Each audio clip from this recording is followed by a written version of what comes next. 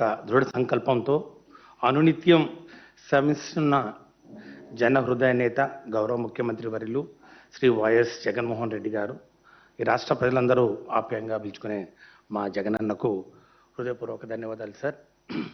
రాష్ట్రంలో ఇప్పటివరకు ఏ ముఖ్యమంత్రి కూడా అమలు చేయలేనన్ని ఎన్నో సంక్షేమ కార్యక్రమాలకు మీరు శ్రీకారం చుట్టారు సార్. ఏ రాష్ట్రంలో కూడా ఇంత పెద్ద ఎత్తున 2,46,000 కోట్ల రూపాయలు ప్రజలకు నేరుగా అందించిన దాఖలాలు లేవు సార్. ఇది ఈ దేశ చరిత్రలో ఇది ఒక రికార్డు. పాదయాత్ర సమయంలో ప్రజల కష్టాన్ని ప్రత్యక్షంగా చూసిన మీరు వారి కష్టాలను కన్నీళ్లను తుడిచేందుకు చేసిన ఆలోచనలే రాష్ట్రంలో ఇన్ని పథకాలకు రూపకల్పన చేసేందుకు దోహదమైందని చెప్పక తప్పదు సార్.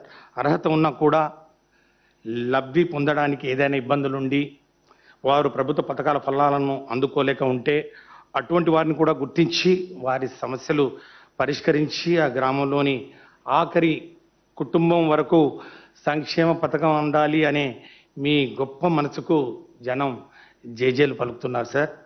పథకాలు అందించడం గొప్ప విషయం అయితే అందులో ఇంకా ఎవరైనా లబ్ధి పొందకుండా మిగిలిపోయారేమో చూడండి అని తమరు ఎప్పుడు తరచుగా చెప్తూ ఉంటారు సార్. అది జల్లెడ పట్టి మరీ అందించండి అని ప్రతి ఒక్కరూ దీన్ని ప్రశంసించాల్సిన విషయం సార్. ఇది తమరి విశ్వసనీయతకు నిలువెత్తు సాక్ష్యం సార్.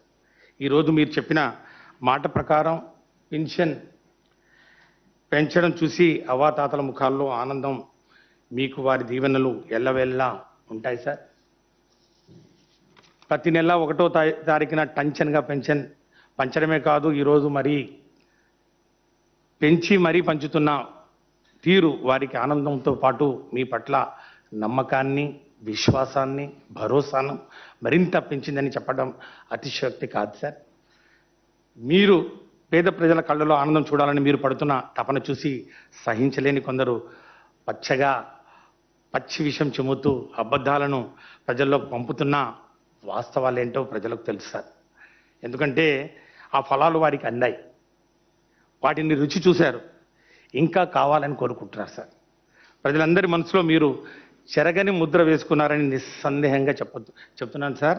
ఇది నేను చెప్తుంది కాదు, రాష్ట్ర ప్రజలంతా గొప్పగా చెప్పుకుంటున్నటువంటి మాట సార్. ఇది సామాజిక న్యాయం, సాధికారత మీ ద్వారానే సాధ్యమవుతుందని బలంగా నమ్ముతున్నారు కూడా అని చెప్పి కూడా ఈ సందర్భంగా మనవి చేసుకుంటున్నాను సార్.